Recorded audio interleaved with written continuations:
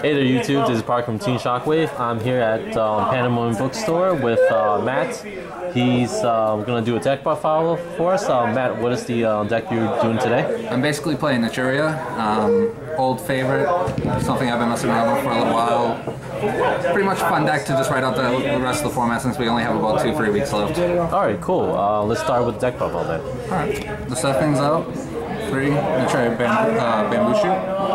This card is basically the core of the deck. If your goal is to basically get this out and keep it out at all times. Next, 3 Naturia Cliff. This is one of the first floaters that you play in the deck. It's a very solid card, and while it doesn't get over bottomless, it helps you stall out the conditions of the game until you can actually get your keyed monster out. 3 Naturia Chair.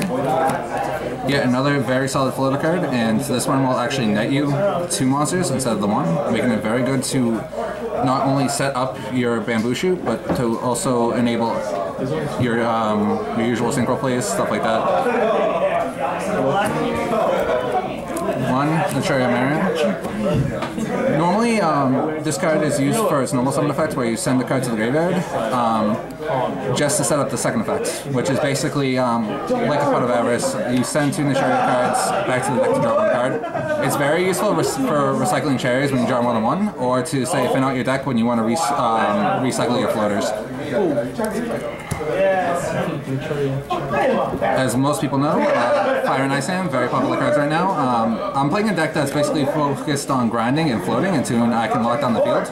So I felt like these cards were very good inclusions, not only for the floating ability, but to also take care of any threats that I'm afraid of. At the same time, it's also the card I fear the most.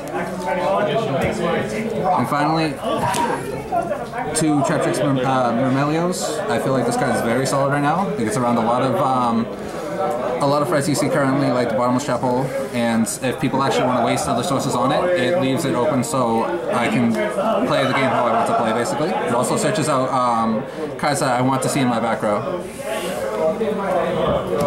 Spell lineup's very simple. 3 Hard Duality. I basically want to see Bamboo Shoot in a way to keep a monster on the board as fast as possible. So playing as many cantrips as possible that won't actually contradict how my deck is played makes it easier for me to dig in. But it's Naturia's. I'm walking away.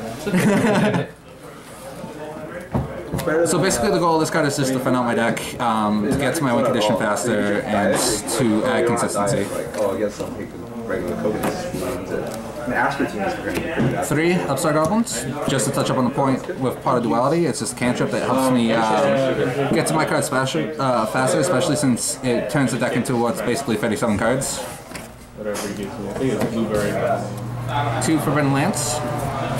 Things won't always go your way in Yu-Gi-Oh! So I like playing this card not only as an option before I go into Bamboo Shoot, but as something that also works as an attack modifier if I actually need it, counting it as a second defense line in battle situations. And 1 Book of Moon. Again, another very good card for stopping threats, and I see it as a strong card in a deck like this at any point in the game, whether it's to protect my bamboo or to just prevent the opponent from going off. No, he won't. 2 Breakthrough Skill. Very popular card in this format, basically just to stop effects, which are the one thing my deck actually has to play against. 2 Dimensional Prison, very good at stopping the attacks, very good at stopping the hands right now, and along with other big threats that you really just don't want to see the graveyard. Usually you hold on to this until the threat you're worried about is cleared, because this is usually your best line of defense, believe it or not. Don't give me any pizzazz. 2 Mirror Force. At the end of the day, this is a floaty, grindy deck. So more cards that stop swarm pushes, more cards that stop aggro plays are basically more useful. And also because I'm not required to play a lot of set cards, I have a lot more options when it comes to tactic and stuff that helps me later on in the game. I would totally say that too. 2 Wiretap. Again, like Forbidden Lance, things aren't always going to go your way. This card also prevents the one card that actually stops Bamboo in Lance of Traps in Solemn Warning. And being able to shut down that one warning play can really shift the tempo for you, especially when it's for the Bamboo. 2, Infinity's Emptiness. This card, along with Bamboo Shoot, is very hard to deal with because now you're relying on single monster effects instead of being able to go into XYZ and stuff like that. Usually when I see Bamboo on the field with this, I'm in an incredibly strong position and I'm actually not worried about too much. So I find it is a very good card right now, especially with people switching back to decks like Sylvans and stuff like that, that special summon. And then I have my Summon Trap staples. Again, since I have the room, I have opted to run all of them. And along with the Trap Trick Trap Hole, because I do play the Normalios, I'm able to search this out, and it also gives me other options to the possible house to my deck. I'm also running Torrential Tribute because while I run a deck that focuses on maintaining its field presence at all times, this card lets me do some fun stuff with Cliff, lets me set up my field a little bit better while also disrupting their plays without being penalized too much. Next thing we have is the extra deck. I'm gonna take a small. I can edit this out, so take your time, alright? I'm not used to this at all, so how am I doing? I'm rushing, aren't I? No, take your time. Take your time, because I can edit it out. Doing the deck profile, make explanations on core because it's just the main cards. Not I'm going to after I go through everything. That's what we decided to do. Yeah, like I have a little bit of experience about it. So the one proxy I actually have in the deck right now is actually Aramides. This card is actually used to clear over hands and stuff like that, which is very important. Along with any other effect monster threats that you have that would harm your Bamboo. So usually if you have your Bamboo out and you're able to drop this, that's usually what you want to go for because they don't really have an out to this. Next is Catastor, another card that's very solid for synchro decks. It clears threats that are normally too big using its ability. And its body isn't too bad for cards that are dark, in case that situation does actually occur. Armorion, because I'm actually able to go into it using Marin and a Cherry, and allowing me to get access to a 3k Bamboo that deals even more damage is very deadly. Archeon and Beasts, while I don't go into them too often, I do like the cards as options just because they do allow me to control the state of the game just in case I can't get my Bamboo out. When it comes to the extra deck, a lot of the options from here on out are mostly just because I do have the room and they are powerful cards right now. For example, I play Abyss Dweller just because it's able to shut down the effects in the graveyard. I play Kara Gorgon just so I can redirect targets for Bamboo Shoot. That Gustor Emeralds acts as a second card that I can recycle, say if I run out of all my options plus my Marin.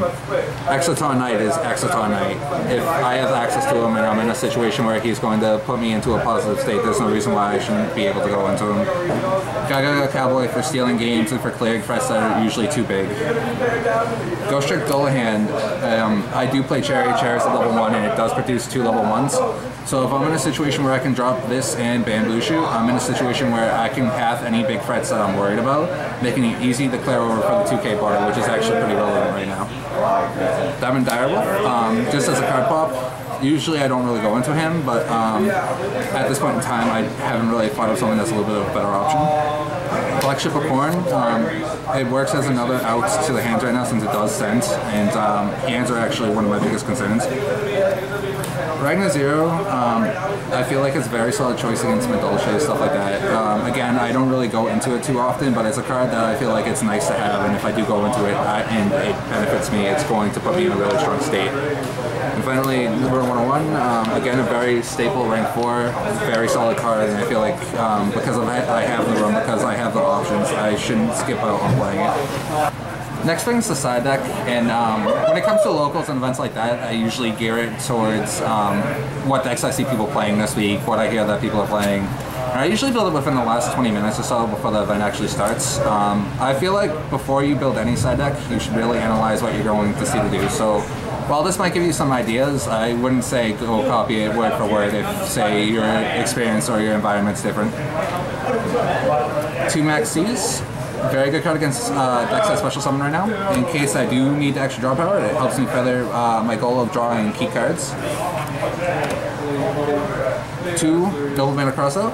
It's handy against hat or hands artifact trap tricks just because people will tend to set the hands, baiting you to thinking it's safe to attack. It's also very good against Gear Gear for playing armor and shutting down their ability to gain advantage. 2 Soul Taker. Not only does it double as a card to clear bigger threats, but it actually takes care of the hands with making them miss timing. Just because they will, the opponent will gain life points, causing the window for the destroy effect to miss timing. 3 Imperious Animal. This card's very solid against 2 of the scarier matchups of the deck, Dragons and Boojins, just because it shuts down Turtle and Hand. It also shuts down the Dragons from their core playstyle, which makes it more in my favor as they rely on spells and traps, which I normally shut down. 2 Lightning Prisoner. As I mentioned earlier, Boojin is one very scary matchup. I actually side this not only for that deck, but in case I actually do run into Light Swarm, I have something that will help me out as well, especially when it's such a scary matchup. 2 Mind Control. Very good against any deck that really searches and allows me to control the game further, especially if I'm already in such a strong position with locking down their spells and traps. 1 Soul Drain and 1 Wiretap. Soul Drain obviously is for the decks that that this card basically stops. There's a couple, like I've already stated with the other cards, the merits for this card should already be known. I'm expecting it a lot today, so I'm playing it. The third copy of Wiretap is mostly just because I know for a fact someone here is playing Nurse Burn, and to have a card that furthers my stronger position in the matchup while not having another one of I really want to run. I just feel like this is just a decent choice for something that I'm only going to face here. It's not something I would side normally, and I feel like for today it would be the smart choice. Alright, so thank you again for the deck profile, Matt. You have any last words or pros and cons of this deck? One of the strongest points of this deck is it does incredibly well against decks that focus on spells and traps. Decks like Artifacts are actually at a massive disadvantage against it just because of how powerful Bamboo is.